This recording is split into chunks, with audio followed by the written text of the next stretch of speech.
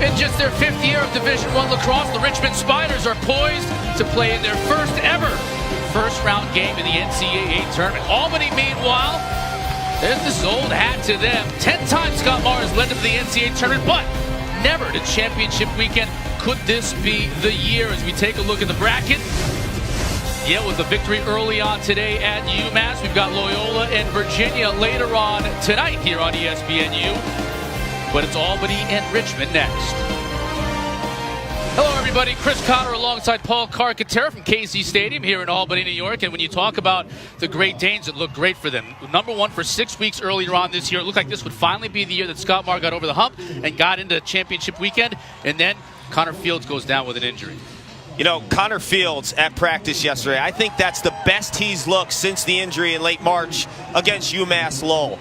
Before the injury, he was the best player in college lacrosse. Today, if he's not at 100%, you will at the very least get an elite passer in space and a lefty sniper. If he's not at 100%, I'll tell you who is.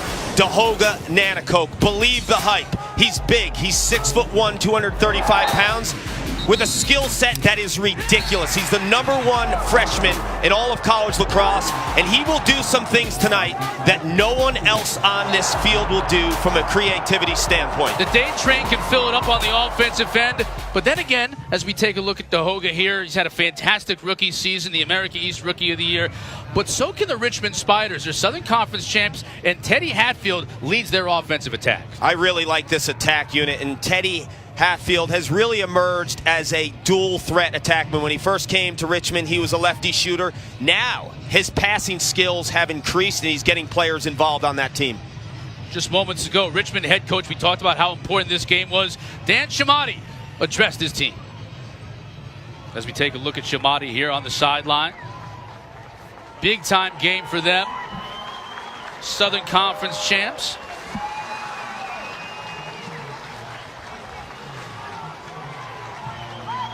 Scott Marr, 18 seasons prowling the sidelines here for the Albany Great Danes, encouraging his club.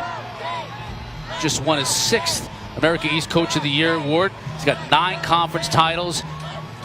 Become one of the, if not, he's not a blue blood, he's a new blood in college lacrosse.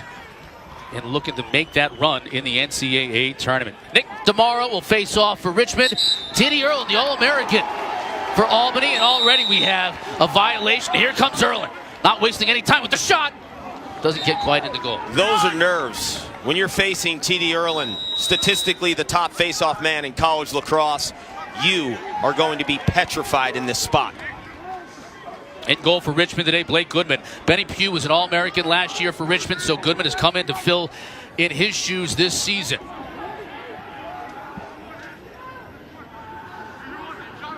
Clancy on the right side. This kid is everything for Albany. The shot is saved by Goodman. Good to see him get into the action if you're a Richmond fan.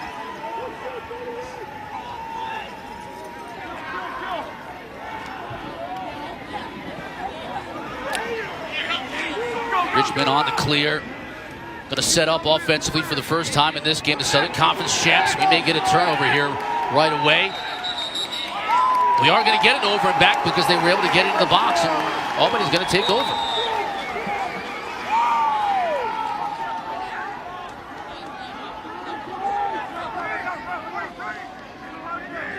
Clark, what are your keys for the Albany Great Danes tonight? Well, I think this offense needs to get reacclimated with Connor Fields, who's been in and out of this lineup for the last month and change, and then defend the duo of Ryan Lee behind the cage for Richmond, and then Teddy Hatfield, that lefty that we featured in the open. Clancy behind the cage. Out to Justin Ray, one of the Ray brothers. Out to Jacob Patterson, who's gotten a lot of time on the field because of the injury to Connor Fields, and he's come up big. This is the Hogan Antico. This is a problem for Richmond. They have and scores.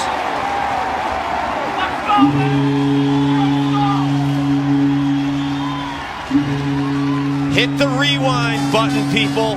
Connor Fields, as a freshman, was a 60-goal scorer who played off of Lyle Thompson, one of the greatest players ever to play college lacrosse. This was his spot, the lefty wing and inside. So if his mobility is limited, at the very least, you get an incredible lefty finisher with insane fakes and an uncanny ability to hit the back of the net.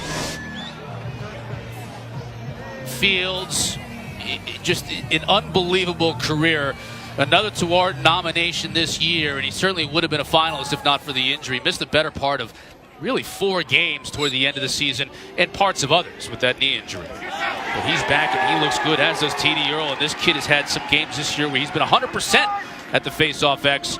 Just a dominant performance, one of the most dominant performances we've ever seen from that position. We were at practice yesterday, and you and I were watching him in the drills. Our jaws were dropping at how fast he was off the whistle. It was insane. Student of the game as well. Talked about how he had a rough game against Yale and Connor Mackey and some of the things he learned from that game going against a bigger body in that face-off X.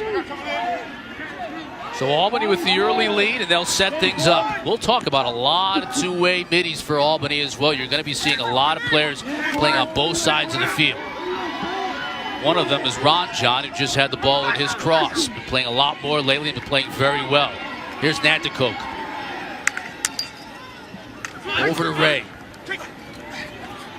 Changes fields. Loses his footing and loses the ball, at least momentarily.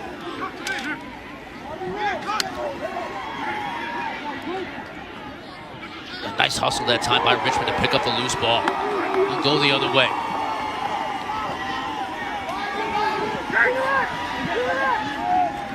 Go.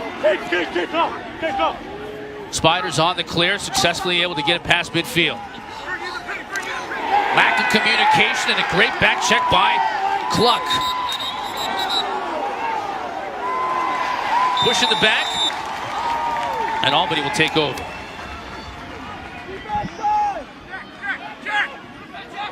Shot wide of the cage. In transition that time. Zach Bergmaster pulled the trigger, wasn't able to connect. Now Connor Fields will set it up for the Danes. Clark, what are your keys for Richmond? You got to find possessions with T.D. Earlin at the face-off X and J.D. Colarusso as Nanticoke has that ball on the right wing. You got to find these possessions. You have to play so clean in the clearing game. Nanticoke with the shot saved by Goodman. Goodman's getting to see a little bit of rubber here early on, and it's paying off for him. And then the outside shooting, Chris. You need guys like Mitch Goldberg to stretch the defense. Albany has a much improved unit defensively when they guard their players one-on-one, especially the close defense when they're guarding the attack. So midfield shooters, big time for Richmond. Another turnover for Richmond. Albany looked to set up with early offense. Scores! Alex Bergmaster this time finds the back of the net.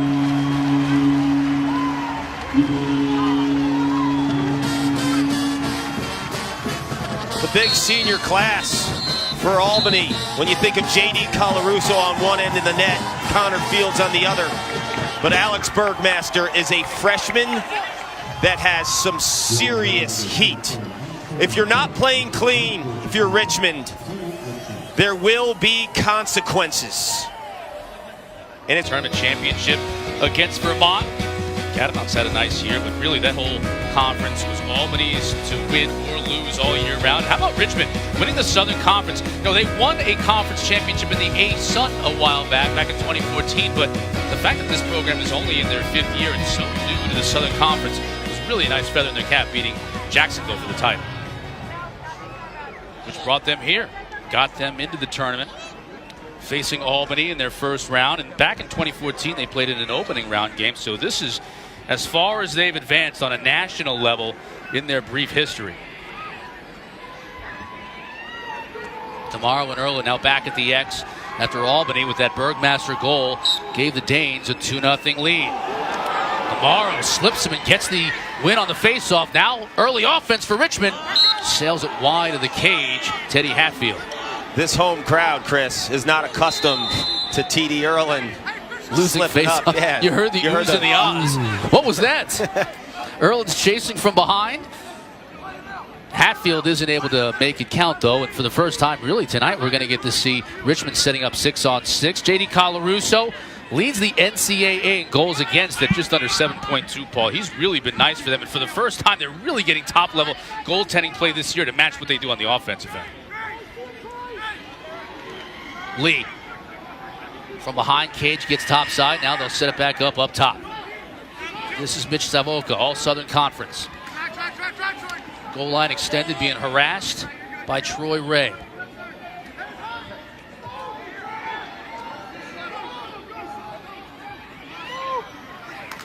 Shot by Lee, saved by Colarusso.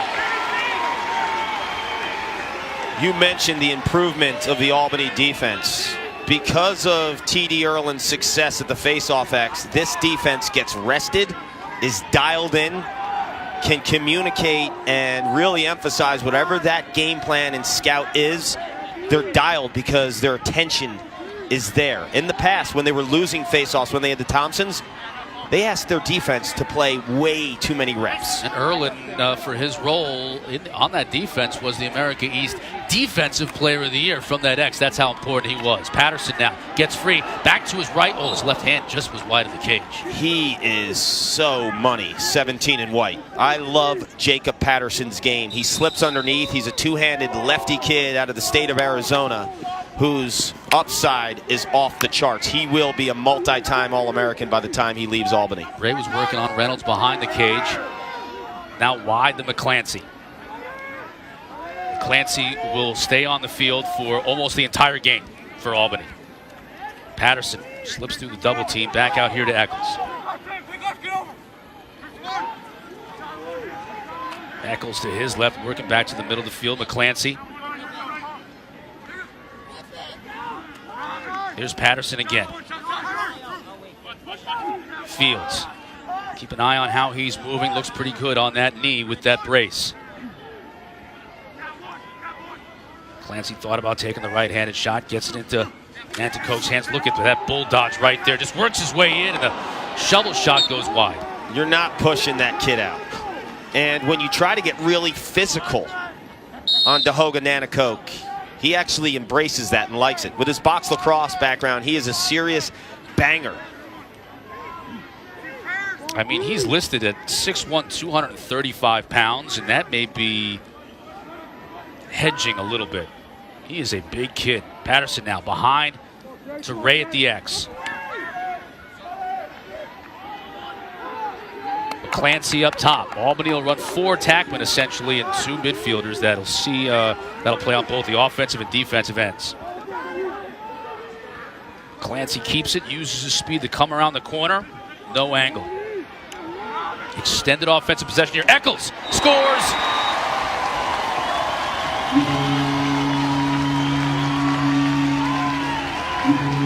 Here's where there's conflict when you have to defend Albany. You have the attack of Nanticoke,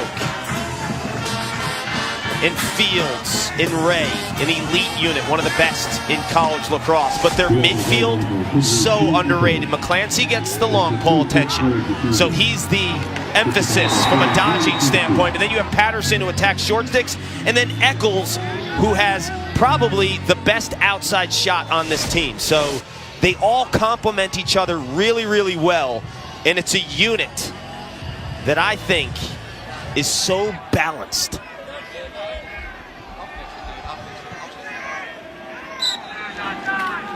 Erlin and DeMauro battling it out. DeMauro comes out of there with it again. I will say this.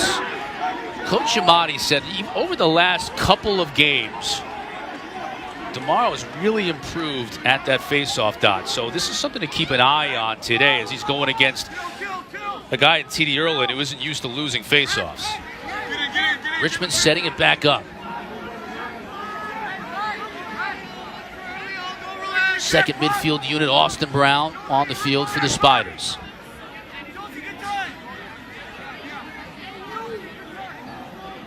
Number 18 is Terry Schultz.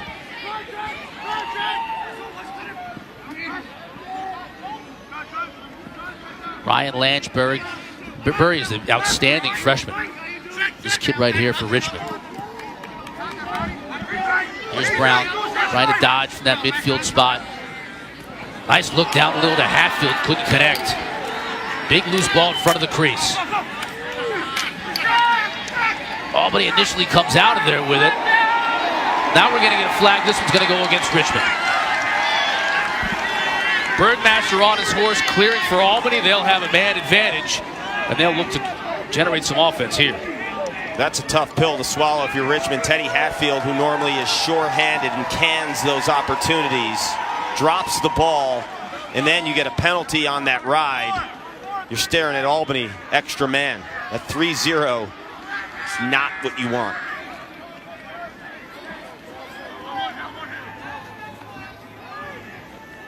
Eccles, he scores.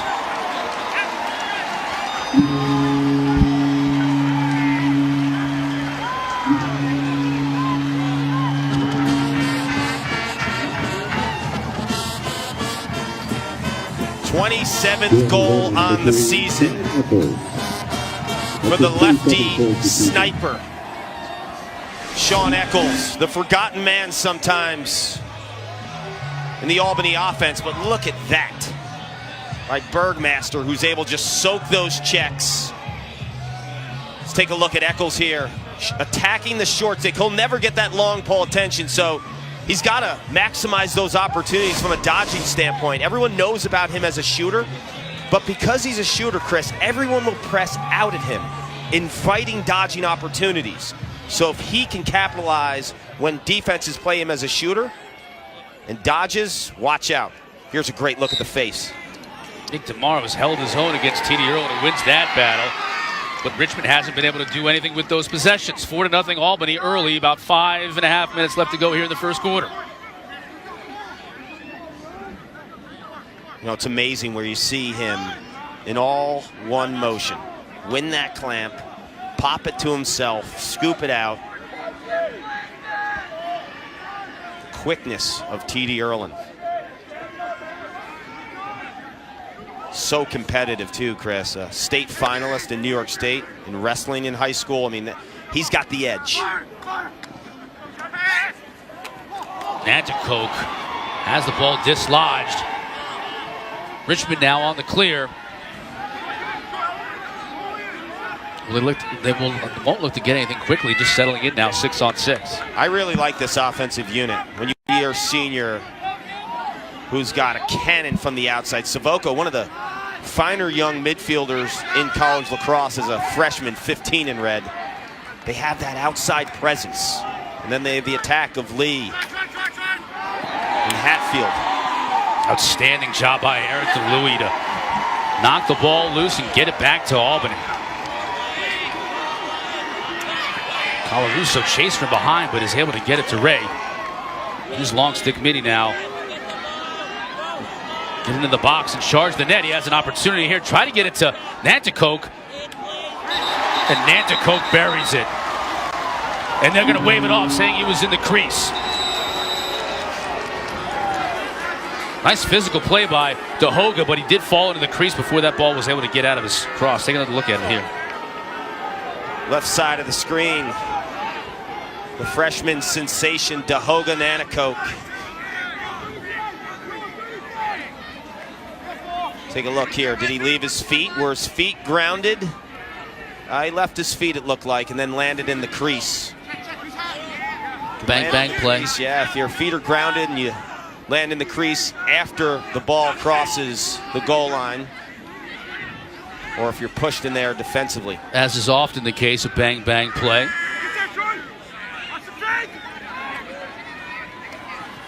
Scores!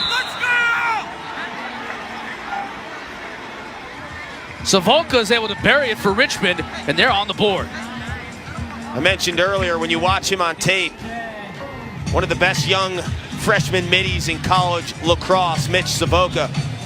Tremendous size, athleticism, ability to break a defender down. He went at Albany's top long stick midfielder, Troy Ray. When you're a freshman in this spot on the road in a playoff game and you go after the #1 option, you get to the middle of the field, and what I love about that shot, he saw Colarusso biting low, and he stung it high. Spiders are on the board, trailing 4-1. Let's see if tomorrow can win back possession at this faceoff. He cannot. Erlin wins it cleanly. He'll look to set things up for the Great Danes.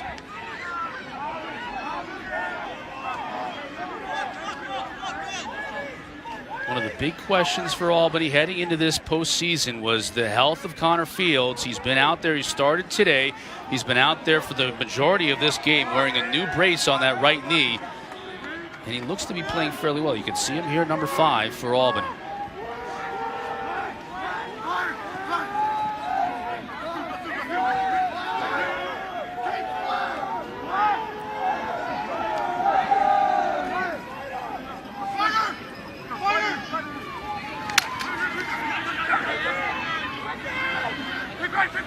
Bergmaster. That time Goodman saw it all the way. Alex Bergmaster right into the cross of goaltender Blake Gooden.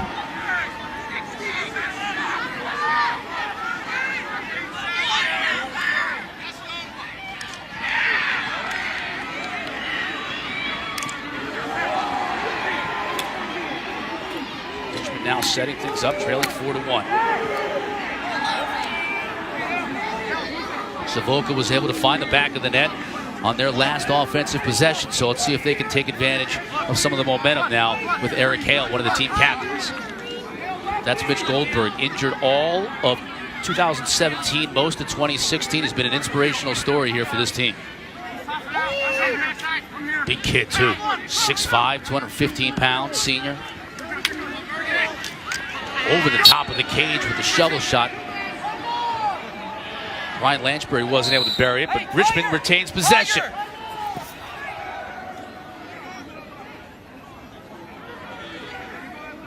You mentioned Goldberg, a big kid. He has the matchup right now against the freshman Bergmaster, who was on the offensive end, who's probably tired right now. I think Goldberg, 25 in red, has got that match.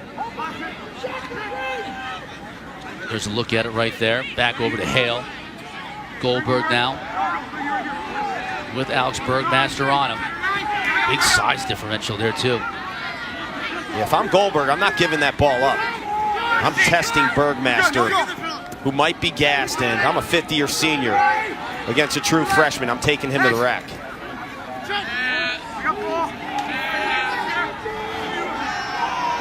Final minute now in the first quarter. Richmond trying to cut into this Albany lead. Shot clock on. Here's Goldberg. Skip past Schultz. Winds up and scores.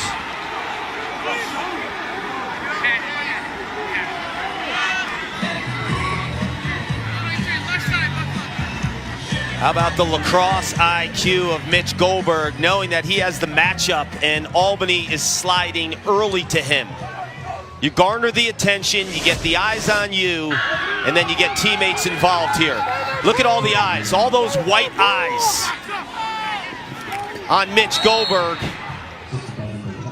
He understands that diagonal pass will be wide open, and that's one J.D. Colarusso, I think, should step and get a little bit more aggressive in his approach and have an opportunity to make that save. Schultz beats Colarusso, his 10th goal of the year, and just like that, in the final minute here, this first quarter, Richmond scored a couple of goals to kind of stay back into this game.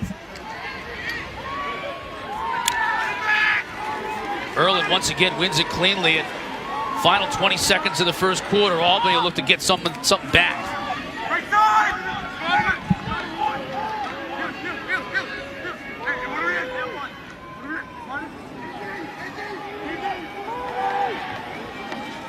Clancy tried to get it inside to Ray with the pull. Wasn't working. 3 seconds. Now Ray score!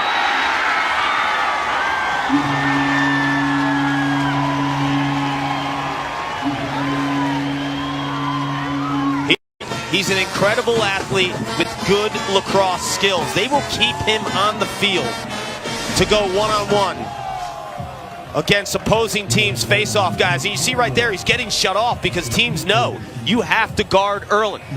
Picks up that ball, the awareness of the clock with 1 second left, and Troy Ray is a long stick midfielder who feels so comfortable generating offense. His 8th goal of the season, Chris.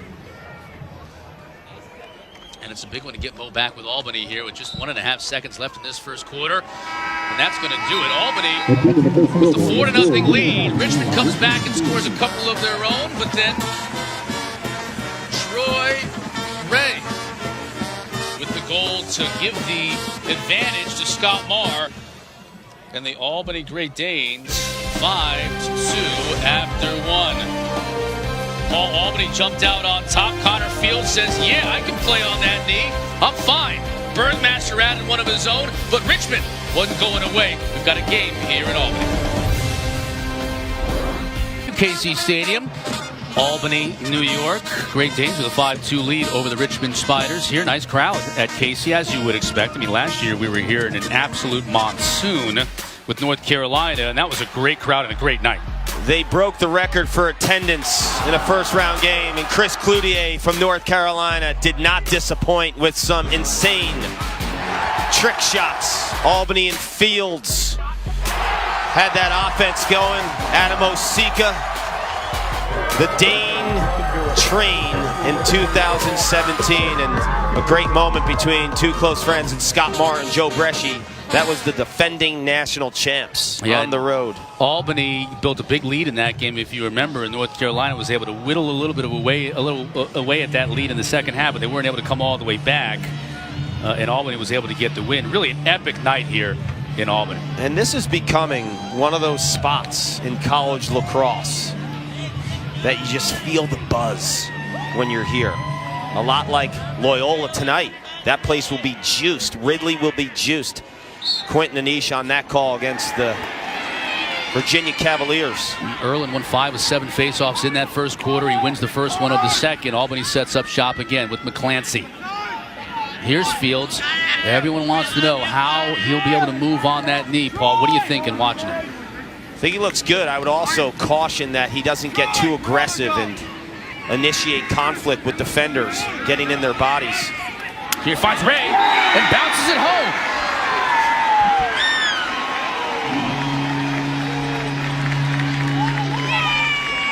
You give him some space, doesn't matter with his legs. His vision is elite. Connor Fields was one of the best hockey players in high school in the state of New York. His ice awareness, off the charts. His field awareness in this game, ridiculous. He just understands patterns in off-ball play by his teammates. Look at his heads up the entire time. A lot of teams used to play him strictly as a lefty. As he developed that right hand from freshman year to now, makes him lethal. And here's something else. If you get a look at Troy Ray, who just scored his second goal of the game. How about Scott Marr has the luxury of having players that can play on the wing on faceoffs and stay on the field on the offensive end, even poles like Troy Ray. I've watched them practice multiple times this season. Everyone handles the ball. They're all comfortable. All their drills, defenders handle the ball. McClancy wide of the cage. So Troy Ray, he's got the green light. No one's screaming at him, get off the field, 10, get off the field. No, he stays on. He's part of the offense, whether he has a short stick or a long pole. Patterson now down the alley. Eccles, who already has a couple of goals in this game. Over to Nanticoke. That's McClancy again. Going to the cage. Eccles, saved by Goodman. He's been sharp. Goodman's been on point there, for sure. I didn't like the Eccles shot, though. He's probably their strongest shooter from the outside, but he shot that flat-footed. I like when he plants his back foot and gets leverage. Well, speaking of leverage, that time, big fire from Richmond. Wasn't able to get on target, though. And they'll set up offensively as they were backing it up. Tate Gallagher with the big shot. This is Ryan Lee.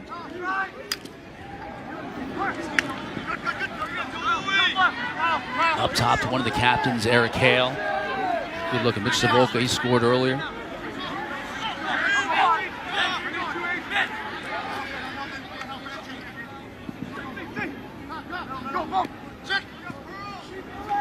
Goldberg shot, and he scores. That is a big, think about that angle. He's coming at you at 6'5". This is an elite move. Next level offensive dodging from the midfield position. Watch when he catches the ball. Watch the little jab inside. And then continues his dodge right there. That little step, he gets the defender completely out of position and then slices through the heart of that Albany defense. Mitch Goldberg was one of my keys to the success of the Spiders today. Because of his outside shooting ability, they're going to press out. That's exactly what you want to do. If you're an outside shooter, that's how you open up your dodging opportunities. You kind of fake that little outside shot, jab inside, and then go. Well, Goldberg's goal sort of stems the tide a little bit here for Richmond. And they get a violation on the dot, so they'll get possession back. You know, you and I talked a lot, Chris. This offensive unit is really good for Richmond. Defensively, they replaced 6 of their top 7 guys from a season ago. Offensively, they have some juice. Yeah, one of those defensive guys, Benny Hughes, the best goaltender in the brief history of the Spider team, but he was an All-American last year, so Blake Goodman has had his work cut out for him this year, but he's responded nicely. Lefty, sophomore out of Pittsburgh, PA.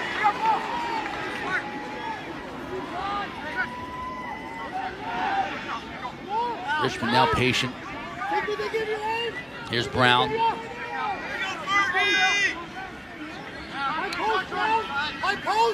Lane Collins is in the game. You can see him right there with the ball in his cross. 4th attackman. It's Coach Shimati looking to get through this Albany defense, get this game even closer. Schultz scored earlier in the day.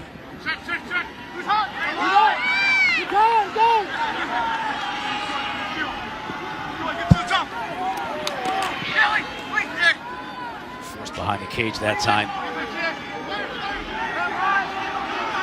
Albany jumped out 4-0 in this game, but Richmond has gone toe-to-toe with them since. Shot clock on now. Austin Brown goes back to his left, can't get the shot off as Ray is there for the check. Loose ball, Albany's going to come out with it. Alex Bergmaster on his horse.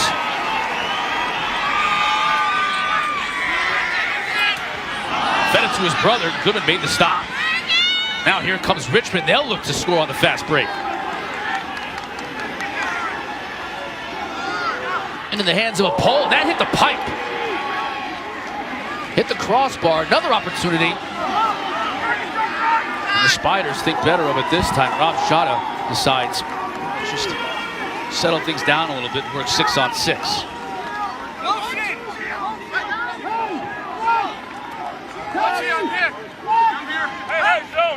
Kyle Russo went down on that initial shot. Looked like it bounced up and hit the crossbar. They ain't gotten a piece of it.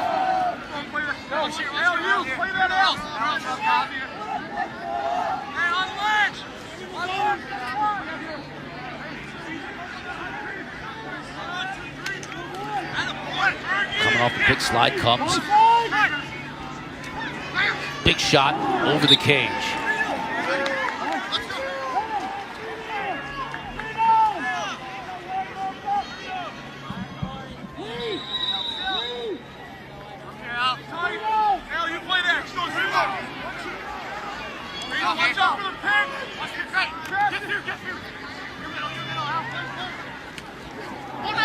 An opportunity right in front of the crease, and Richmond isn't able to connect. Chased down though by Teddy Hatfield.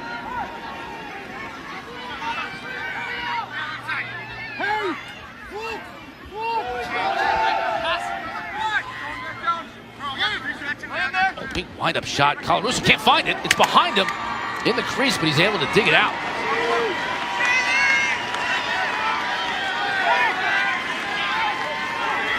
This is where the Albany offense is dangerous, because their offensive middies start a lot of their shifts on the defensive end. So they get those matchups that they want against opposing teams' offensive midfielders. So that they create a lot of conflict in the half-field sets, because they take opposing team's offensive players out of their comfort zone and force them to play defense. Players like Noah Taylor on the field right now for Albany. Scotty Marr going deep down his bench, which he does. He'll play a lot of midfielders, a lot of two-way players. That's Zach Wolf. He'll see a lot of time. Davis Diamond is another one that we will see a lot of today.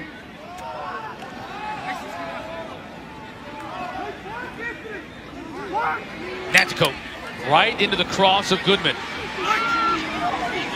I think a little out of DeHoga's range there, and where he's really good is catching that and getting into the body of a defender, because there was a lot of room in the middle of the field there. I thought he could have created some dodging space for himself if he caught and initiated contact. You get a sense now that as Richmond is having some issues anyway clearing, they're one of the better clearing teams in the country, third in the country as a matter of fact coming into this game, but having difficulty there and not able to get the job done, turning it over. And I thought that was critical coming into tonight's game because of T.D. Erlin and his face-off success. You got to find some possessions. You got to be near flawless in the clearing game. Every possession is worth its weight in gold. You cannot give any up, and they give one up here. 7.5 left to go in the first half. Albany with a 6-3 lead. McClancy has room. Fire the shot, and Goodman's right on point. Albany is struggling shooting high against Goodman. We've seen him gobble up the last 3 or 4 shots. The top area of that crossbar. Might want to test the big fellow low. Hatfield with Stone Sims on him. Best attackman here for this Richmond team. Ryan Lee.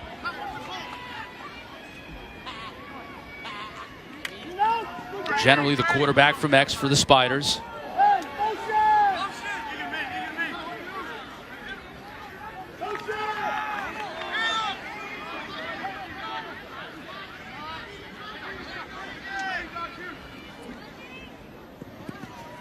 Tail goal line extended. Got the shorty on him. Back to his right. Shot wide of the cage.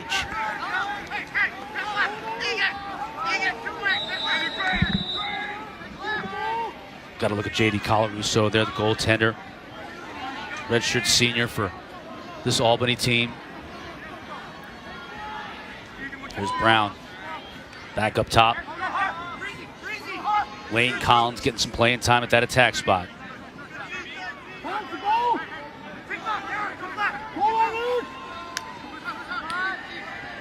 Ryan Lee now back to his left.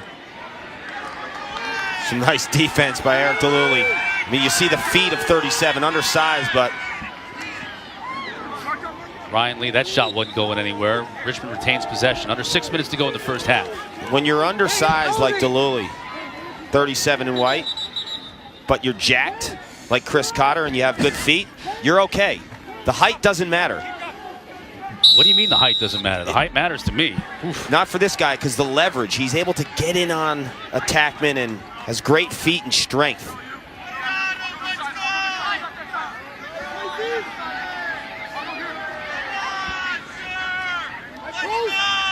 Hill working down the alley, can't get the angle. Colarusso goes down to make the save. Ball loose in the crease, and Colarusso gobbles it up. Get a push here, and it's going to go to Albany, who got possession anyways with Colarusso, and now Ray will look to clear it.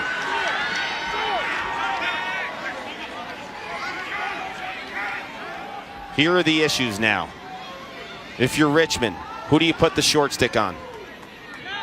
Well, right now it's on McClancy, so he's got the matchup. But when you put the long ball on him, because you only have 4 to give, you have 2 guys automatically on this offense that are capable dodgers to attack short sticks. Clancy gets loose now behind the cage. He's back there with Diamond. One of the Bergmaster brothers, Alex, the freshman, on the pitch, number 24 for Albany. There's nobody on this Albany offense that can't create their own shot. And that is a serious issue for opposing defenses. Justin Ray now. That's McClancy. Bergmaster looking to use a pick for Fields.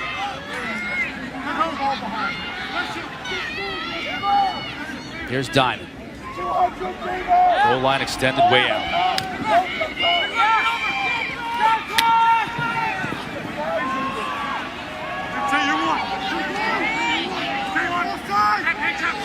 Albany showing some patience.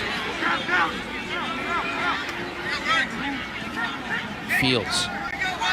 Short stick on Fields. Over his head. Now finds Nanacoke.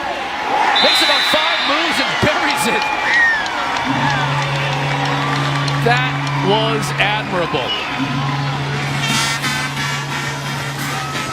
This is straight up cash. Watch the fake by Connor Fields, and then when you think Dahoga Nanacoke has no angle, not so fast. These guys are an absolute joy to watch. Dahoga Nanacoke, the nation's top freshman, getting it from one of the greatest players in college lacrosse history, Connor Fields. The Dane train is rolling. From Dahoga Nanacoke on a pass from Connor Fields, giving Albany the 7-3 lead over Richmond here in the first round of the NCAA tournament. Take a look at the brackets here with Yale with the win over UMass. UMass had a storming second half comeback in that one, but Yale was able to hang on in Reed Stadium, so they move on to Hempstead.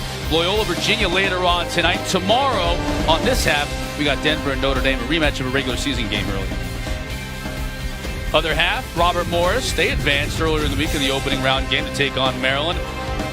Cornell at Syracuse tomorrow night. Paul, you and I will be there in the Carrier Dome. Hopkins and Georgetown, interestingly, as well as 5 o'clock. And then earlier today, Duke really put a number on Villanova. Nova hung in there for a while. Just way too much of the Blue Devils. Coverage of the NCAA Championship continues this weekend on ESPNU. For more information on NCAA men's lacrosse, just log on to ncaa.com, the official online home for all 90 NCAA championships. The band doesn't care whether the weather is harsh. It's nicer now than it was a couple of hours ago. It's cold and rainy all day. The band, the fans, they're out. These are upstate New York people, man. Come on. This is very typical nothing. May weather. Yeah. Well, we were here last year, and the weather was considerably worse than it is today. Last year when we were here for North Carolina, Albany. So I'll take this. I played in the first round in Cornell, back when the NCAA had predetermined sites for all the rounds. And we were playing Army my junior year, 1996, first week of May. It was snowing.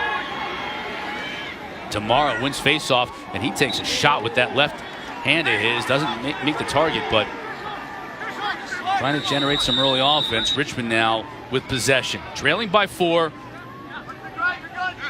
Just under 4 minutes left to go here in the first half.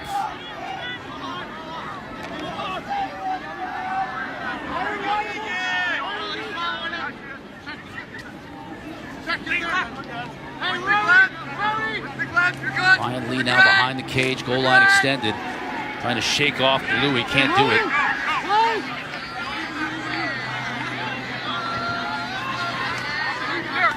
And Savoca had a goal in this game early on already. Haven't seen Teddy Hatfield a whole lot. Had a great scoring opportunity early in the first quarter. Couldn't quite catch the pass to make good on it. Lanchbury, the freshman. Skip pass. What Goldberg thought about it. Back to his right. Couldn't get anything on that shot.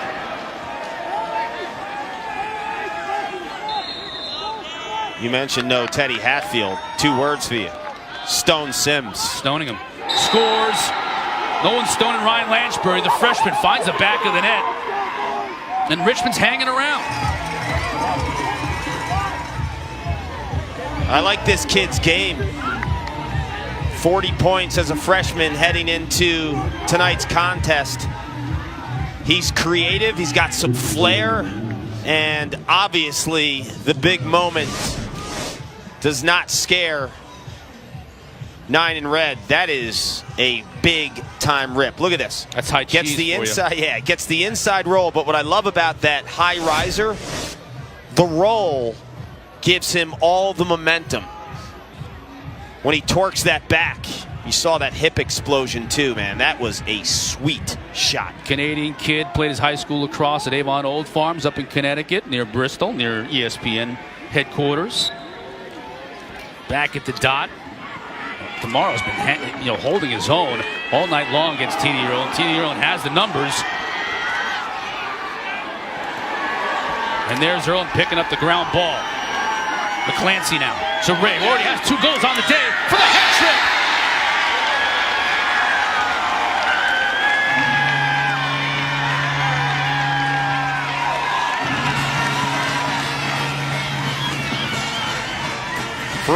young defenders out there, don't ever let them tell you you can't shoot. Spend the time on the wall, the extra reps at practice, and have some guts. Troy Ray has the green light in a Scott Marr offense, and he knows, if you're not going to guard me, I'm going to backdoor you, I'm going to stick it on the crease, and you better pick me up at the point, because if not, I'm going to make you pay.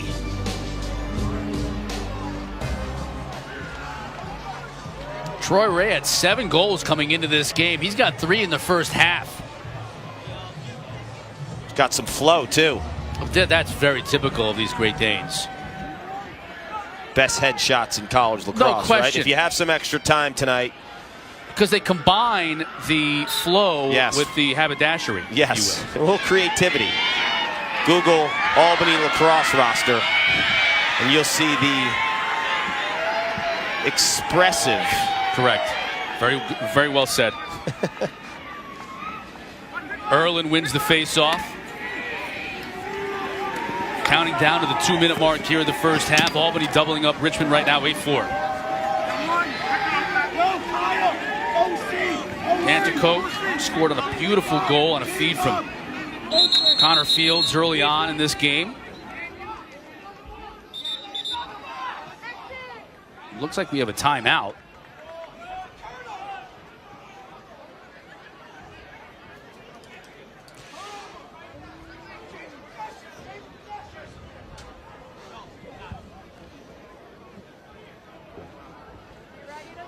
What's going on right now? Scott Marr wanted to get in the official's ear saying, I'm going to be ready for a timeout, but you have to get the ball in the box. So I think the officials are saying you called a timeout when you're on a place in the field where you can't. And that's going to be the call. The officials calling the procedure on Albany, and the crowd here unhappy with it. And his gripe was, I wanted to get in Mr. Official's ear. That's what he was saying. And the official heard timeout. Yeah. And made the call. But a lot of refs say, I'm getting ready for a timeout. I'm getting ready for a timeout. Yeah. That's what the ref will hear. And in Scott Marr's case, he knows the rule. Goes against Albany in this particular case. So Richmond down 4. Will look to cut into that deficit. Good opportunity here. And it pays off. Lanchbury again gets him to within 3.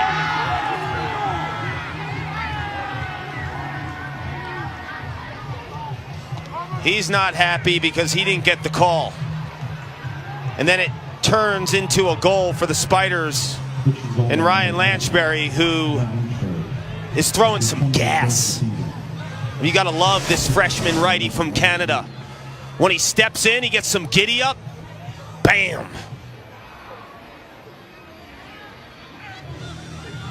Better get on Nine's hands.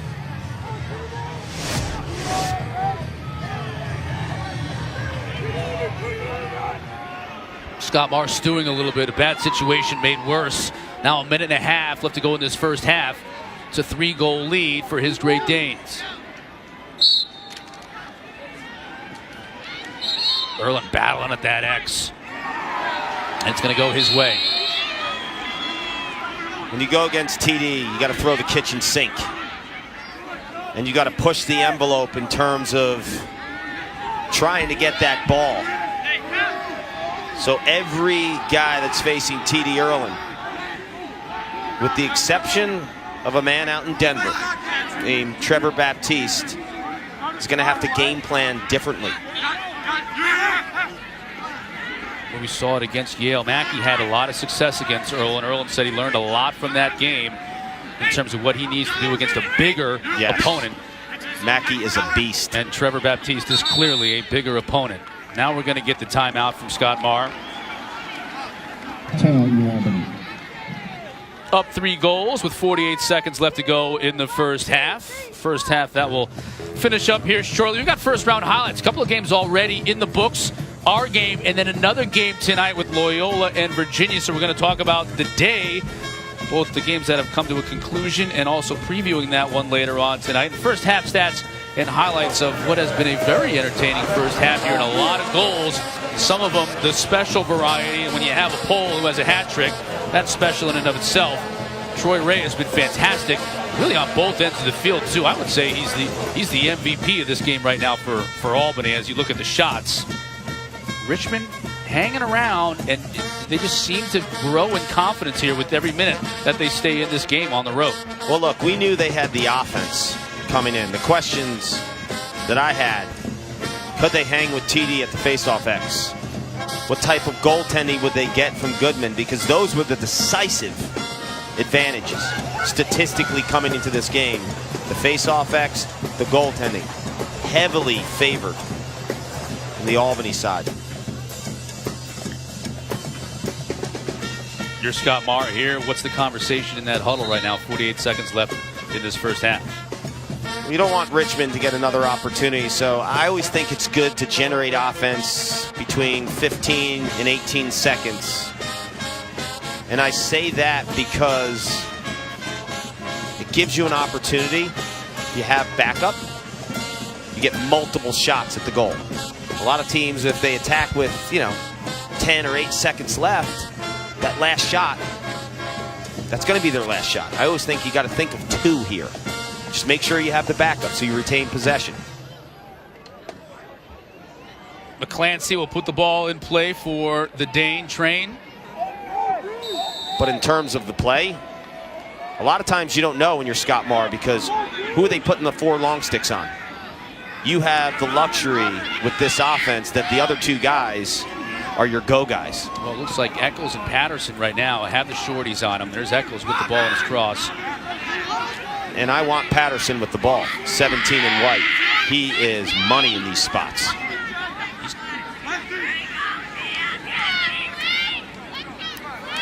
Opportunity down low. Look at the muscle and physical play by the Hogan Anticoke. Will it count? The official's talking it over, and it will. Had one called off earlier in the first half because he was in the crease. This time it's good. People at home probably don't realize how hard this is. You're going against the grain. You've lost your angle. The stick's in your right hand as opposed to your left, where you're shooting with more angle and opportunities to score. The sheer strength and creativity is on display there. DeHogan Anacoke. His game is through the roof. And ladies and gentlemen, he's a freshman. By the time he leaves here, he will be an absolute legend. He had Nick Capuana draped all over him on the crease. Swatted him like a fly. The strength of Nanacoke is real. He was giving him a piggyback ride. 9-5 final, 15 seconds of the first half. Erlin wins the faceoff. He'll look to generate quickly. Ray, will he take a shot? He will not. Over to McClancy. Fires it over the goal. Still 6.3 remaining. Look for some picks inside, or Scott Marr has another timeout. But Richmond's Dan Shamati decides this is a good opportunity to call one, and I don't blame him, because Albany has some quick hitter plays that will catch the defense off guard. Now it gives them an opportunity to exhale, make a last minute, or second for that matter, stand. Introducing ESPN Plus, your home for more sports, more schools, more conferences, more ESPN. Stream ESPN Plus exclusively on the ESPN app for just $4.99 a month. Sign up now for ESPN Plus. Everything will be right there in the palm of your hand on your mobile device. You got to do it.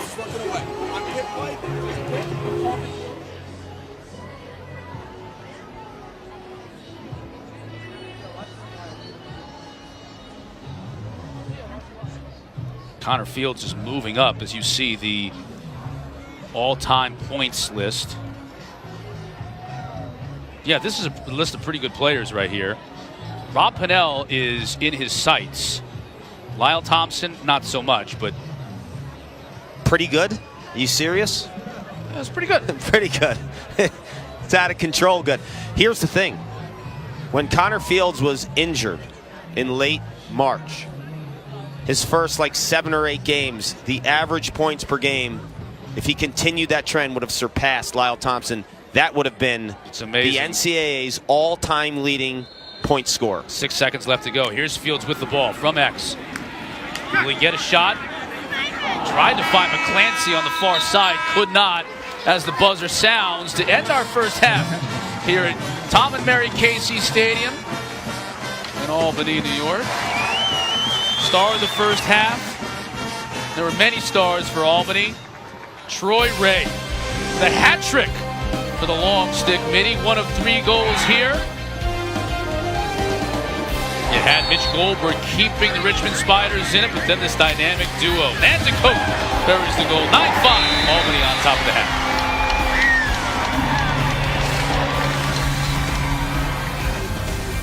Back at Casey Stadium, halftime Albany 9-5 leaders over Richmond. Good crowd assembled today. Part of that crowd, the two of us, Chris Cotter and Paul Carcaterra here in the booth. The superstars have certainly come to the fore for Albany. Erlin, Nanticoke, Fields, but what about Troy Ray, the long pole with a hat trick? He's been fantastic. The New York Lizards drafted this guy in Major League Lacrosse because he plays that kind of style. You have to account for him on the offensive end, and Richmond is getting burned in transition because of Ray. See the back door, finding the seams. One of the best feeders in college lacrosse is dealing in Connor Fields. But he played inside, he played outside, and Richmond is so concerned of getting their offensive midfielders off the field that Ray's staying on and he's finding seams. And then Nanticoke with one of the prettier goals you will see, falling away from the cage, using that brute force and the creativity to wrap that in. You can see as we look at our halftime stats, the face-offs, Erlin is getting the better at that X than his opponent for the Richmond Spiders, Nick DeMauro. 22 shots for Albany, as you might expect, even a little bit more from them. Scott Marr right now with his team up by 4 goals as we begin the second half. On a level of 1 to 10 satisfaction meter there for Scott Marr. How do you think he feels after that first half? Probably a 7 or 8 because 3 of his goals came from Troy Ray, and I think that he has super high expectations for his 6-on-6 offense too. So okay, well then let me ask you the same question about Dan Shamani. On the road, big spotlight on his team. Maybe they aren't used to this type of an atmosphere, although they do play big games. The North Carolinas, the Dukes, the Virginias of the world, so they know how to play against a big crowd like this on the road, but they're down 4. They are, but I think Dan Shamani's message is pretty simple. It's like, let's not kill ourselves. And their clearing game has struggled, ground balls and turnovers, so they've been able to show that they can hang with Albany 6-on-6, which is a feather in the cap for both units, offensively and defensively, but they're not clean in between the 2 restraining boxes, and that's ultimately costing them. And a big reason why Troy Ray has 3 goals. Well, Albany was not clean after winning the initial faceoff there to start us going in the second half. So Richmond will get an opportunity 6-on-6 here to dig into that 4-goal deficit. Lanchbury decides to shovel shot and can't get it on net. Lanchbury had 2 goals, the freshman out of Burlington, Ontario there in that first half. Tried to get his 3rd. Here's Hatfield trying to work on Stone Sims. Sims did a great job on the All-Southern Conference player in the first half. You know, we talk so much about Albany's offense because it's one of the best in college lacrosse, it seems, every year in terms of the points they put up. But this defensive unit's bringing it. Savoca scores right down the alley, and just like that, Richmond again closes it down to 3 goals. This freshman has some ice in his veins, and he is not afraid to attack this Albany defense. He did it against Troy Ray, the top long stick midfielder, and then Kyle McClancy, who's known as a 2-way guy and a KG veteran as a senior. The freshman goes after the senior and cashes in. Mitch Savoca, I love his speed and his size. His upside, Chris, is huge. Erlin wins the face-off, now ahead of steam. And without, boy, Tomorrow did a nice job of coming back and checking the ball away. And Richmond now on the break. Lanchbury fakes. Got to stick up high, no call, behind the back. Tried to get it to his teammate. Big scrum for a ground ball. Albany's going to come out with it. Here's Bergmaster. To Ray, back to the other Bergmaster. Thought he was going to take a shot. When I say the other Bergmaster, I mean Jack. He's the older of the two, so he'd be upset with me for calling him the other Bergmaster. The other Bergmaster, the other Ray, because you have 10 in white, Troy, the long stick midfielder, who scored 3 goals. His brother Justin, starting attackman, 11 in white. Got a couple of Eccles in this one as well. We got Sean Eccles, who scored a couple of goals there in the first half, and his brother's an assistant on Scotty Marr's squad. Rajan tried to find Nanticoke. 2 players on him. Gets it to Ray. Fires. Buries it.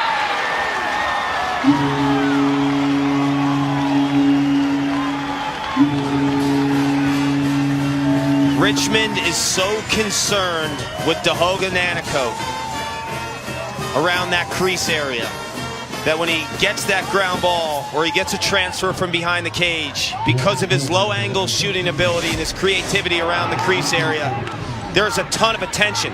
There's 2 shirts, but then there's a third that starts to slide, and that's Ray's man. So he's double teamed, and then a third comes to him, and Ray's a guy that you do not want to give time and room.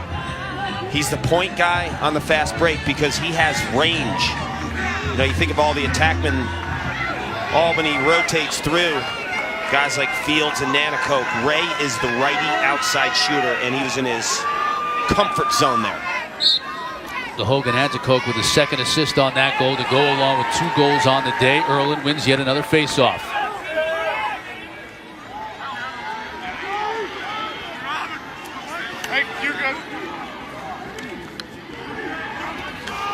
Fields. Again, testing out that right knee. Got a new brace on it this week. He's been playing almost the entire game today. Dahoga just lowers his shoulder into the defender. Now extending, got to power his way to the crease, but head up.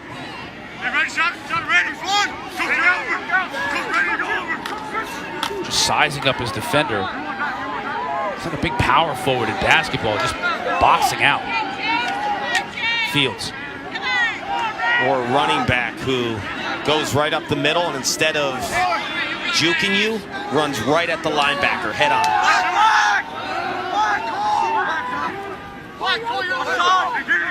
That's Noah Taylor, midfielder, getting some quality minutes here tonight. Zach Wolf, back to Taylor. This is Patterson. Taylor with the big right, can't get it on Cage. Albany will retain possession. Up 4 goals. They jumped out to a 4-0 lead early in this game. Richmond kind of hanging around. Albany's led by 4 goals now on 3 different occasions, including this one, matching their largest lead. Here's Fields. Nanticoke is able to corral it.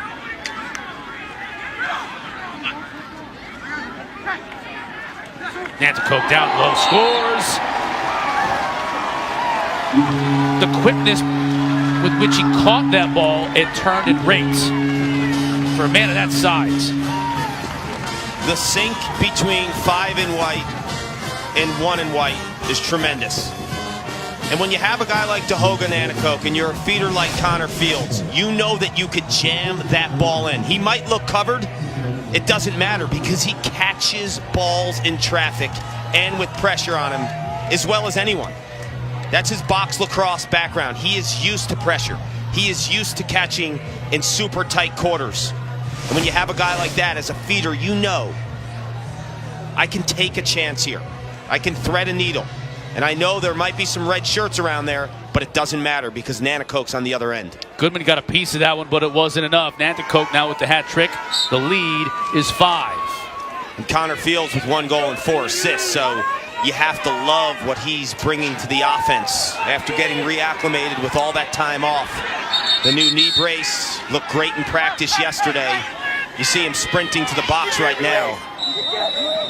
Huge positive signs if you're a Great Danes fan. Erlin won the face-off, but lost his cross with the ball inside of that cross. So turnover, back to Richmond. Now, big moment here for Dan Shamati and this Richmond Spider team. Down 5 goals here. Clock ticking down to 10 minutes left to go in the third quarter. They've stemmed the tide on a number of occasions in this game. And Hatfield almost got loose through that double team. Decided to turn it back. Ryan Lee now extended to Louis all over him. Here's Hatfield, scores. He was able to turn the corner that time.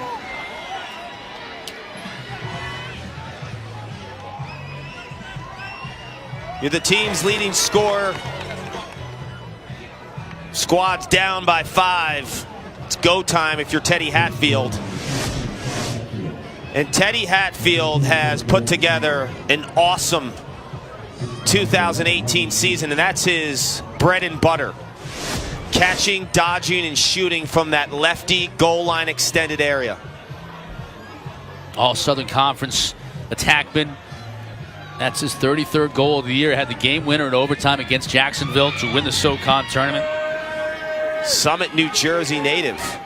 Our producer, John Kettering, grew up in Summit, New Jersey before he got evicted. Born there. Well, that means he got evicted early. Yeah, he got evicted early and then grew up in West Virginia.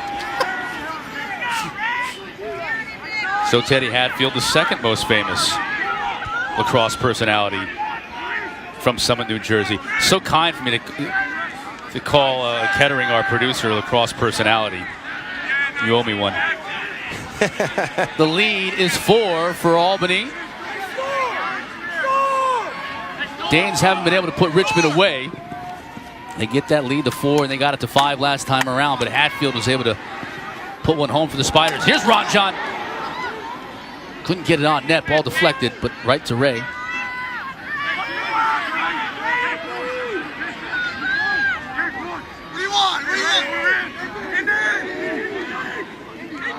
Alex Bergmaster to Fields up front. And to Coke. Loses his cross. It's going to go back to Albany, though. Diamond. That's Ray up top. Gets pushed behind the cage.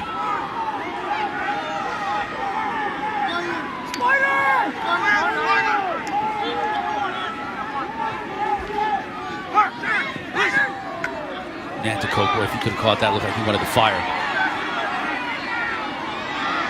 Turnover, though. Here comes Richmond.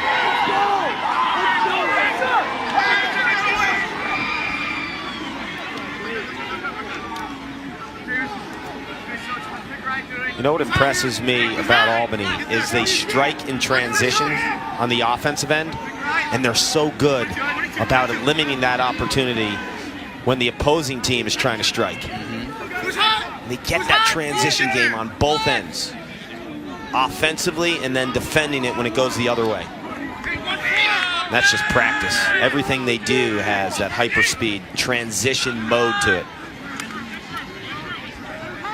Here's Goldberg looking to dodge.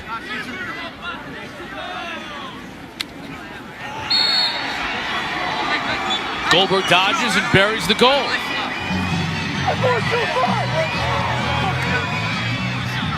And the deficit is 3 for the Spiders.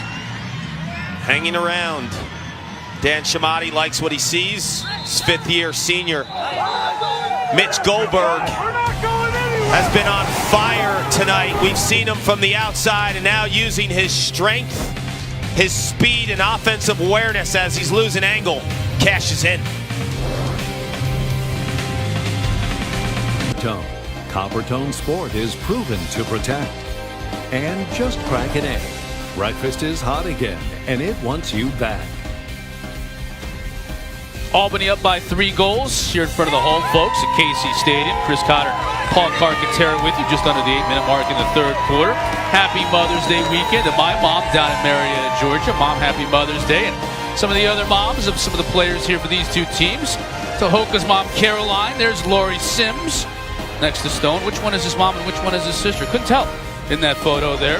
Pamela Colarusso. I know you know the Colarusso family. And there's Beth Bergmaster in between her two sons, Alex and Jack, for the Great Danes. TD Ierlan's been dominant at the face-off X, as you would expect. But Richmond is hanging around now, just down 3 goals. They were down 5 a flash ago. Happy Mother's Day to all the beautiful moms in the lacrosse world. The true MVPs, Chris Cotter. No question about it. None of us would be here without our moms, and TD Ierlan wouldn't be winning face-offs without his and all of her support, but he's doing just that right now, and it's keeping Albany in this lead, although the cushion has dwindled here over the last couple of minutes.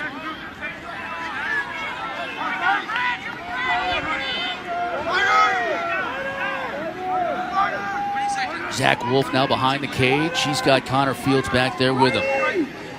Looking to play off of Fields.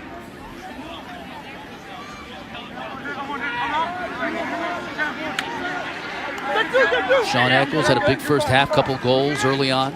So right now, Albany's 5-on-5 because TD Ierlan is being shut off, and we're going to have a numbers game because he had the jump here. Now he comes off, Noah Taylor comes on for him. But Fields working his defender.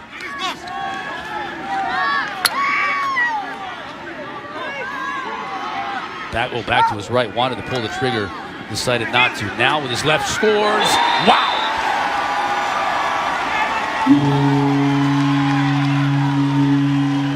What knee. This is incredible. This kid is an absolute stud in terms of his competitive fire, his toughness.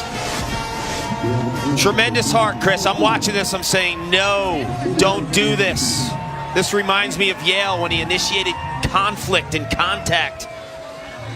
He's got such a nose for the cage. This kid has been unbelievable to watch. And he's such a good lefty dodger in that spot because he takes defenders out of their normal comfort zone. And Scott Marr's offense allows attackmen to get to the middle of the field because all the motion of the other 5 players clears out. And then Connor has that middle of the field, a ton of cage to look at. And if you send a slide, well, guess what? He's got 4 assists on the afternoon, too. Now all alone in that number 2 spot. All-time scoring in NCAA history, passing Rob Pennell.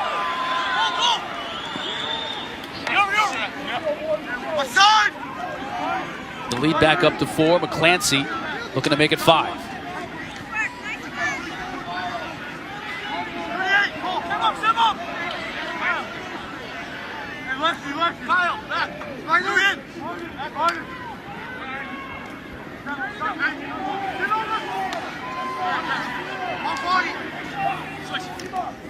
Clancy behind the cage. Eccles now gets free, and he scores. That's a hat trick for Eccles.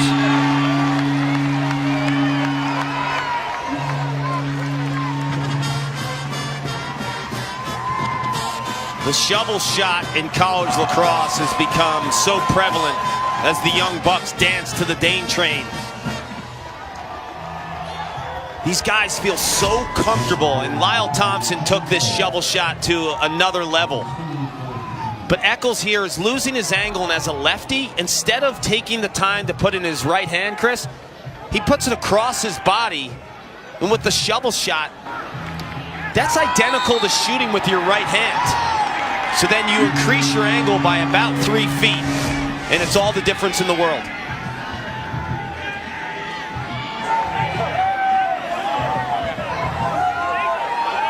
Good look at Sean Eccles, junior from Syracuse. Another Great Dane with a hat trick, and another Great Dane face-off win. Ierlan put the brakes on there, let the defender go right by him, and now it's a 6-on-6 opportunity for the Danes, back up 5. And Richmond cuts it to 3, and then TD starts winning face-offs, and you just fuel this fire.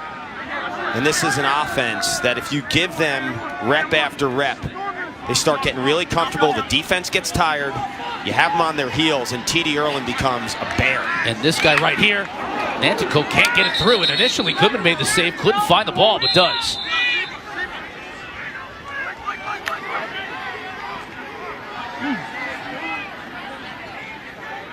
Now, what do the Spiders do? They got the lead cut to 3. Their deficit was 3, and now it's all the way back up to 5. What can they do here with the clear and on the offensive end? Get it over the midfield first, give it a touch in the box, and I think the best success they've had is the midfield dodging between Goldberg and Savoco.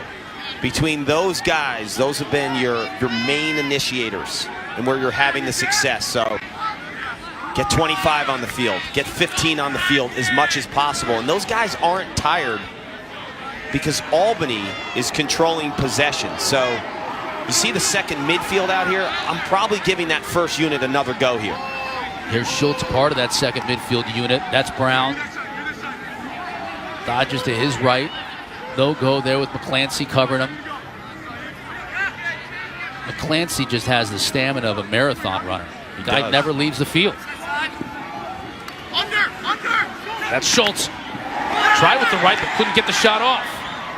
Brown will have a look. Bounces it over the cage.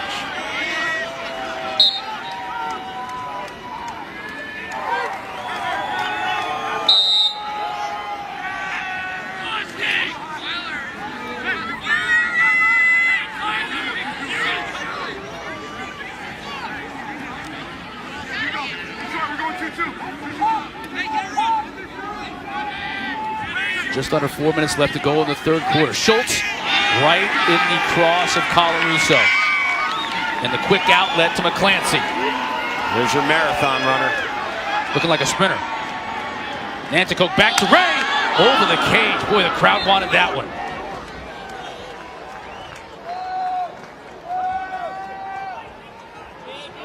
Skip pass. Fields off the pipe.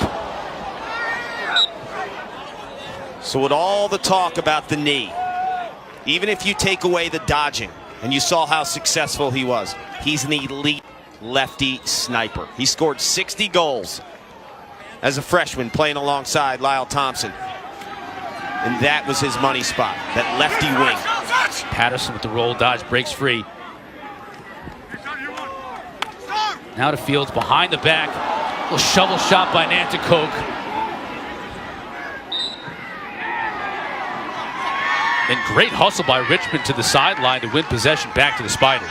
Do you realize how good that pass was? I mean, behind the back to a cutting Nanticoke. It's like, oh, left side of the screen. Take a look at this. Nonchalant. Yeah, I'm going to rip a BTB off my back foot. 15 yards. No problem. So much fun to watch. And if you're a young kid, this is where you get your juice. This is where you get the creativity to go in the backyard tomorrow and mimic Connor Fields and Dahoga Nanticoke.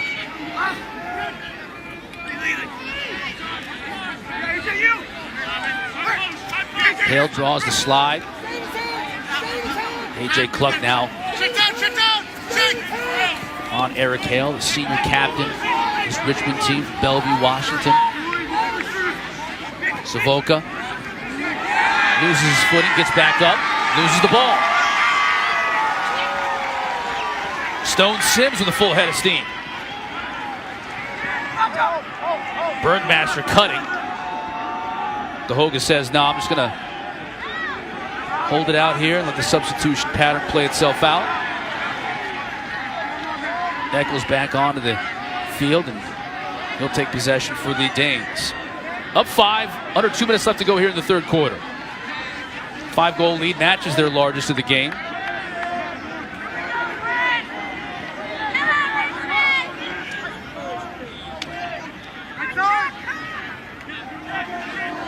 Noah Taylor right there, number 20. Gotten significant minutes here tonight.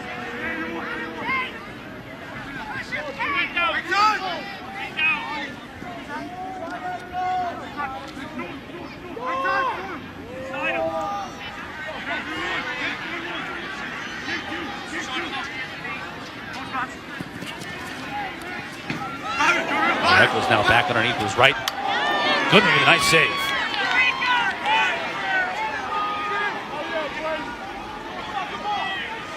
said it right at the beginning of the game, Paul. This team has so many players that can just beat you one-on-one and create their own offense. 6-on-6. If you're a defensive coordinator, who do you put the short sticks on? Honestly, it's a serious dilemma because all those dudes create their own shots.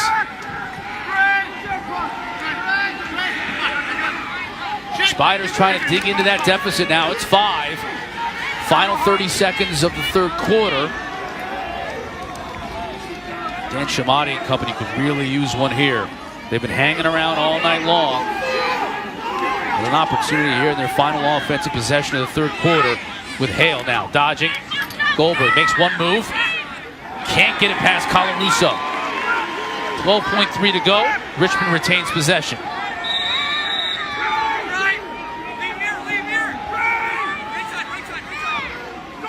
Lee now from X. Makes a swim move.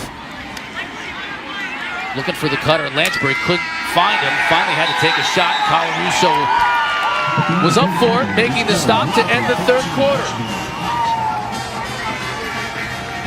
Albany unbeaten on the year when taking the lead into the fourth quarter, and that's what they've got right now. The lead is 5. The Hogan Anticoke and Company looking to it. Albany with the lead over Richmond heading into the fourth quarter. 13-8 is your score. And as you would expect, TD Erlin doing a great job at the X. Early on in the game, Nick DeMauro won a couple, but since then, Erlin is 19 of 23 on the day, much to the delight of Scott Marr and to the chagrin of Dan Shamati as we see the two coaches underway here in the fourth quarter. Get a call. TD Erlin will be the beneficiary of that call. As we saw a shot of Scott Marr, definitely takes the Mullet Award for any coach in college lacrosse. No question. Huge hockey fan, too. We'll get to see his son, Kyle, who's putting together an incredible junior season for Johns Hopkins tomorrow on our air against Georgetown. Scott will fly tomorrow morning, first thing in the morning. Check out the Blue Jays at Homewood. Patterson with a shot and a goal. Wow. Watch the dip of the stick. And it gets the goalie to bite. Goodman bites low just for a fraction of a second. And then the sweet heat. This is where Jacob Patterson owns defenders. Goal line extended with the left. He gets underneath. Watch the dip of the stick. Goodman thinks he's going low the whole time because Patterson dips the stick and with the flick of the wrist stings it. This kid is a budding superstar from Arizona. Oh yeah. Next year, you'll see him potentially on the left side, Nanacoke on the right. The Dane train will continue. I was just about to say when he cut that we haven't really seen much from Patterson. We've seen so much from so many of the other players on this Albany team tonight. And you just got a glimpse of what the next couple of years is going to be like here in Albany. But for my money, when I watch Albany, and I watch and break down all the games in the tape, when Connor Fields is healthy and Nanacoke, those are your two top Dodgers. Patterson's your third best Dodger. McClancy is your best midfielder because of everything he does all over the field. But Patterson, I mean, he just absolutely smokes short sticks. Largest lead of the game for Albany, 6 goals, early part of the fourth quarter. There's McClancy. Rolls back against the defender to Ray. DeHoga. Goal line extended back to McClancy.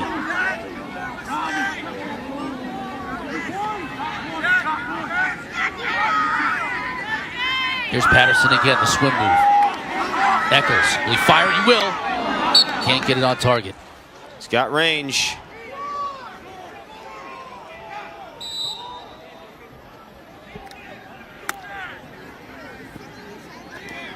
Ray being checked by Reynolds. Patterson now gets open. Bounce shot. Over the top. So you saw the low riser for the goal. Now he has the old school bounce shot. 17 in white has an array of shots.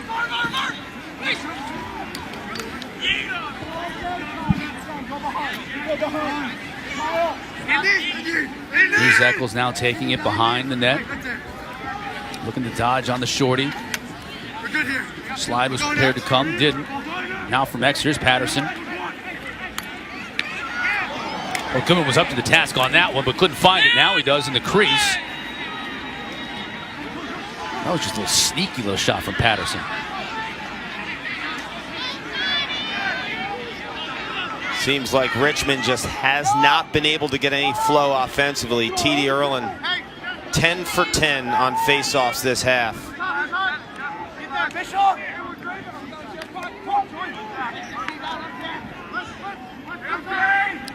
Lee with the Louis all over him. Get there.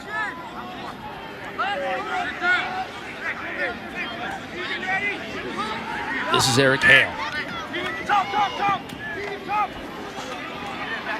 Goldberg back to his right, trying to get underneath the defender, can't do it.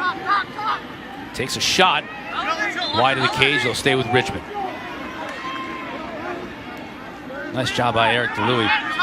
AJ Cluck and company.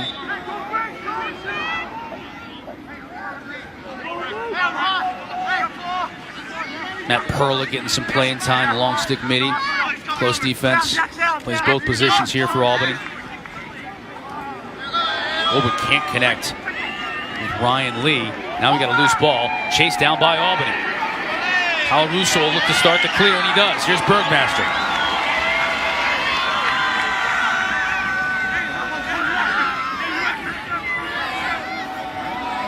Now Fields being checked by Rob Schott.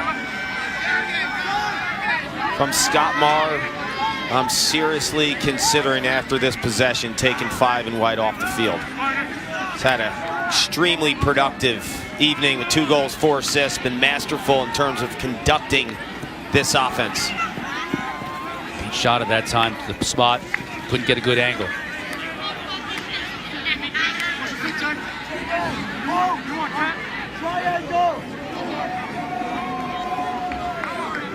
Now Noah Taylor. Zach Wolf. This deep midfield unit that Scott Marr has. Taylor. The Hoga puts his shoulder in. Shovel shot.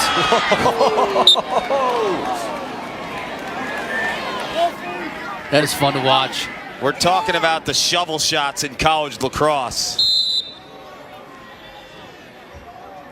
Man alive. U-view, left side of the screen. Fields to Nanacoke. Lays the boom and then whoop. Wow. Just a natural screen too on the goaltender because the defender is right there. Taylor now. Got free with a nice move to Bergmaster. Here's Nanticoke again. Goodman with the save. Couple big time stops by Goodman.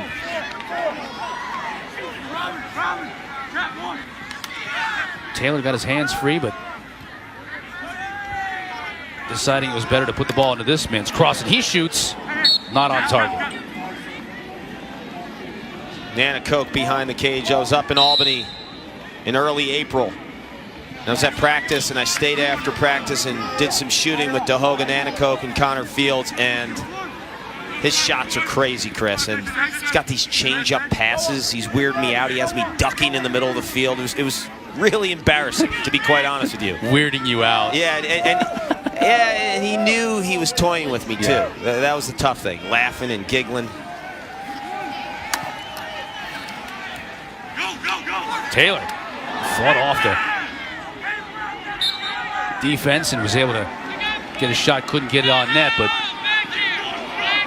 great job by Justin Ray hustling to the end line to keep possession with the Great Danes. Wanted to get started quickly. The official said, hold on a minute, young man. Now they're going. Under 9 minutes to play in this game. McClancy under the defender. He scores.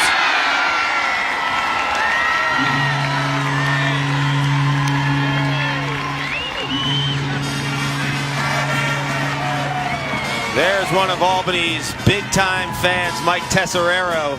He loves his Great Danes, and he loves Kyle McClancy, the senior. You put a short stick on 40 and white. Good night. He will get underneath you. He will speed dodge you. And he loves that high shot. There's McClancy, one of 4 Great Danes drafted into Major League Lacrosse. Connor Fields with the Hounds. McClancy, the high pick. You wonder why? It's because of his ability to play both ends. And Major League Lacrosse loves midfielders that can adjust on the fly and play both ways. Apparently they also like goaltenders who make comebacks. The Ray brothers are going to play with your brother, the Lizards.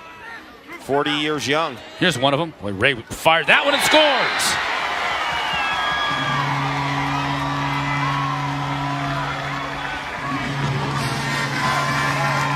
And what you love about Scott Marr and these seniors and the Major League Lacrosse draft picks, Connor Fields was an Under Armour All-American. Justin and Troy Ray and Kyle McClancy. The recruiting world was lukewarm to these guys, and they're showing you they are big-time ballers. Fields with his 5th assist of the night. You see his ability to just drill those passes. Dan Shamati and the Richmond Spiders call it a timeout. They've got to regroup because they're running out of time. And the Dane train is running on full steam. Day to the Richmond moms out there. There's Kim Cates, Austin's mom. Long stick defenseman, or long stick mini rather. Senior from Corning. Dean Roseman's mom, Lynn. Garrett Smith's mom, Eileen, on the right. And there's Kelly Worstel, Jack Worstel's mom. So happy Mother's Day to mothers from both Albany and Richmond, and to all of our mothers out there. 16-8, Albany with the lead over Richmond. 8 minutes and 37 seconds left to go in the 4th quarter. Let's take a look at the bracket. The lower half of the bracket here. These teams will end up playing in Hempstead if they win their first round games. Yale already beat UMass. Richmond and Albany in progress right now. Tomorrow, Denver and Notre Dame. A rematch of a regular season battle. That game also going to be in South Bend, and then Loyola and Virginia coming up next. Oh, that game's going to be incredible. The last 2 times the Greyhounds and the Cavaliers played, overtime. Dox Aiken in Charlottesville in the regular season ended that one. And here's the other half, Syracuse and Cornell. We'll be there tomorrow night. That one's going to be fun, along with all the other games on ESPNU. Coverage of the NCAA championships continues this weekend, all weekend long on ESPNU. For more information on NCAA men's lacrosse, go to NCAA.com. That's the official home for 90 NCAA championships. You saw Coach Marr there and Connor Fields. You think that's it for Connor Fields on the day? He's still out there now. I think it should be it. It's an 8-goal lead with 8 minutes. Yeah, I'm just worried that there's too much risk involved right now. He's played incredibly well. I think he's exceeded everyone's expectations, and he's shown you how tough he is, how big of a heart. From the obviously partisan Albany crowd here at Tom and Mary Casey Stadium. These people know. They know what 5 and white's all about. One of the nicest kids you will ever meet. Patterson now from X. He's free, and no one's going to stop him there.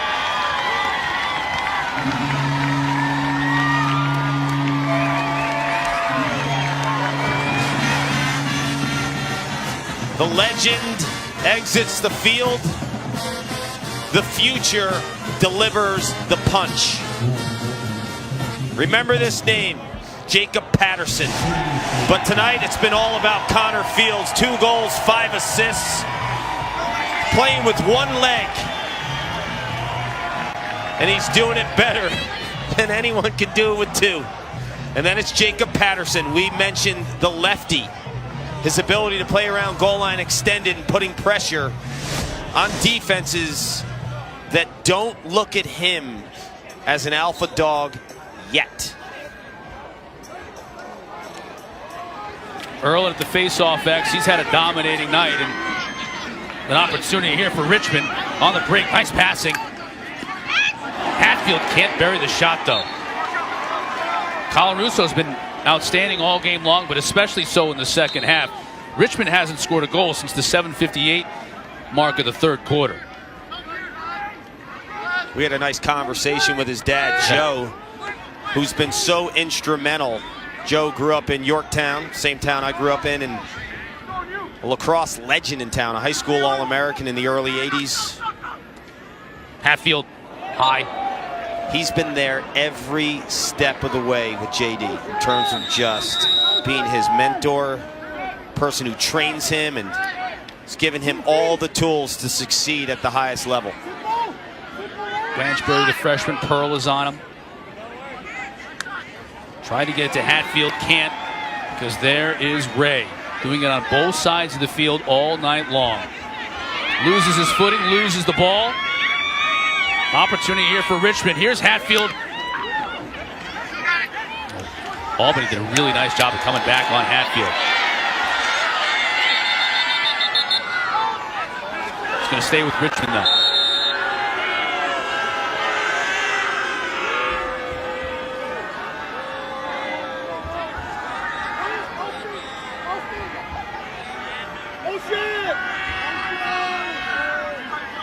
Spiders down 9, clock ticking down to 6 minutes left to go in this first round matchup. Hey, you ready?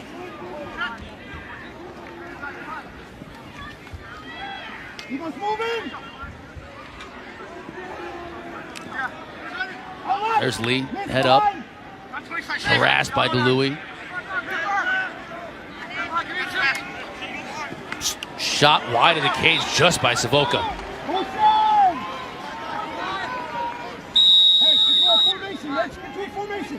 Definitely a sense of urgency here from Richmond, attacking the cage. Blanchbury, this is Hatfield. He'll score.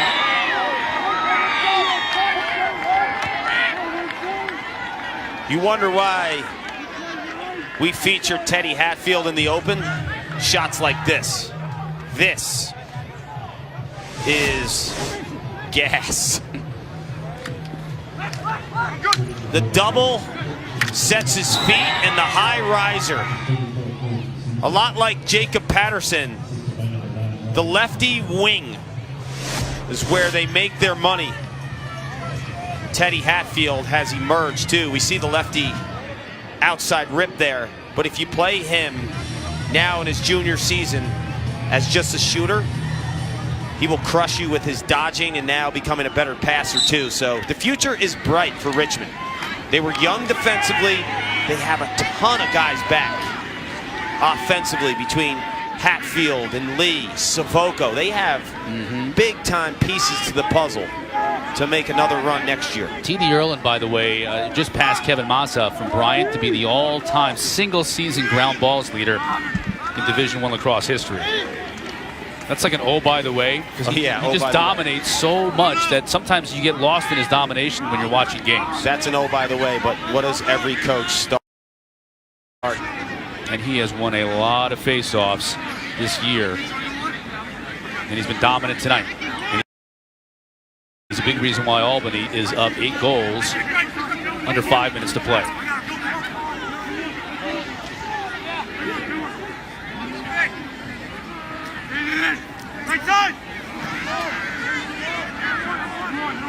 Albany content to be patient. Ron John down the alley.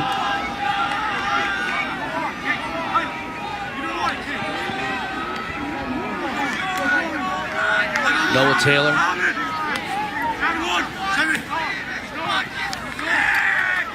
And Dakota. Wow. Wow.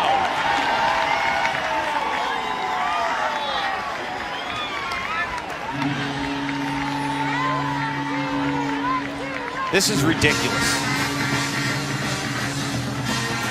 I'm actually not going to say anything. I'm just going to let you watch this.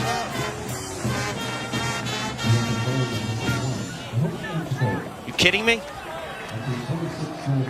This is unbelievable. Look at the body control right here, Body too. control and the stick skills. To stay grounded and not get it in the crease. Grounded.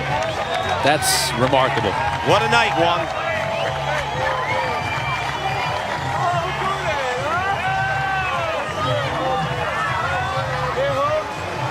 between Connor Fields, who's done it for 4 years, and now Nanacoke. And what we didn't see either is Stone Sims coming off the field too. And what a night he's had from an unheralded position when you think about the job he has done on Teddy Hatfield. Richmond's biggest offensive threat. Flag down on the play.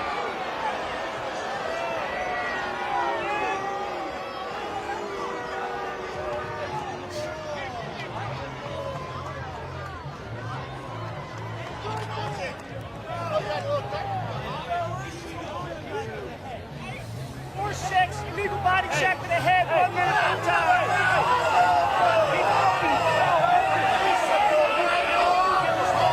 Austin Jones called for the infraction. He'll sit for a minute. Blow to the head. If it's even close, the officials are calling that call these days. Protecting players. Yeah, I'm okay with that. I mean, he didn't do it intentionally, but the end result, yeah, he might have fallen into him too, though. Yeah, it sounded like that's what Scott Marr was complaining about, that After he fell into the hit. Yeah, after the second look. But in real time, you can't fault an official. He sees a head snap back. Snap back, yeah. I mean, they're erring on the side of making the call because they're trying to take away the head hits from the game. Sometimes, a lot of times, there's nothing to do about it. Hatfield can't quite rake. Ray is there again. Picked up by Albany.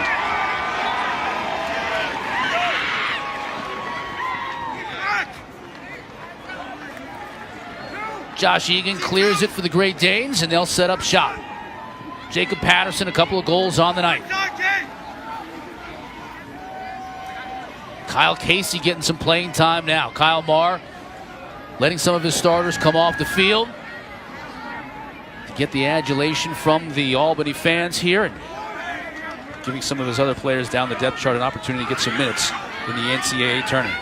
Kyle Casey, too, in white, has some big upside. He's a monster behind the cage and uses his body really well. I expect next year with some of these senior midfielders, they'll find a spot for him because of the flexibility in the Scott Marr offense. You can have an attackman and bring him up to the midfield as that four-man. Want to remind everybody, Virginia and Loyola coming up next, just a few minutes away. Anish Shroff, Quint Kesnick standing by. Ridley Stadium, that place is going to be rocking. Oh, yeah. Hopefully Quint stepped up his attire game, yeah. Maybe bought a new tie for the playoffs. Do you think he is? Well, he's in Baltimore, so he probably invaded the boys' Latin lost and found again, so I would say no. Clip on.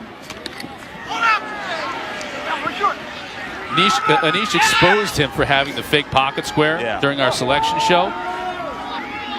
Anish, if he's wearing a clip on tonight, you got to expose him for that too. We bust on Quint because we love him. Looking forward to that game coming up next. Under 2 minutes to play here.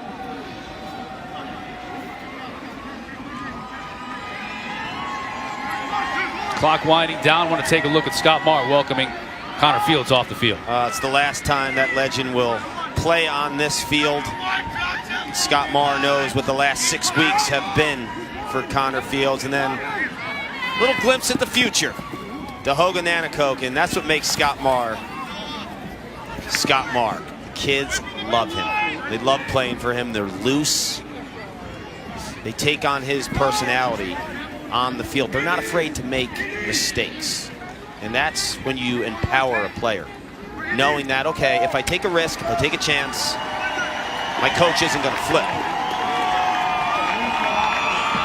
Crowd on their feet here at Tom and Mary Casey Stadium. Final minute of play.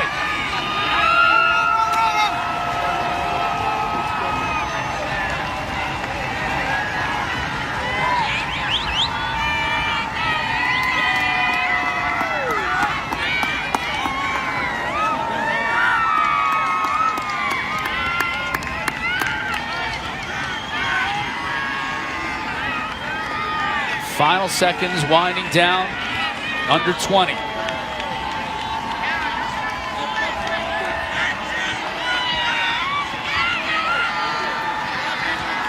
The fans here at Albany come out regardless of the weather, and they did on this night, and they saw a show from the Albany Great Danes. The Dane train rolls on from Casey Stadium in Albany, New York, to Hempstead in the quarterfinals next weekend.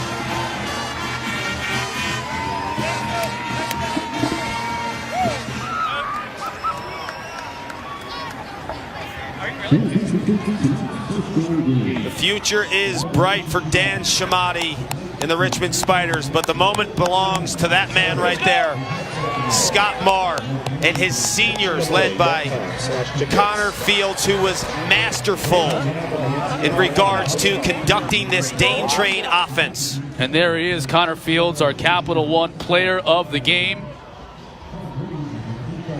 And as you said earlier in the night, what knee? He looked to be playing pretty well on that injured left knee with the brace on it. He was awesome, and he didn't press too much. His mobility was better than I've seen it in the last 6 weeks. But the big picture here, Chris, for that guy right there, Scott Marr, you either are facing Notre Dame in the quarters, who ended your season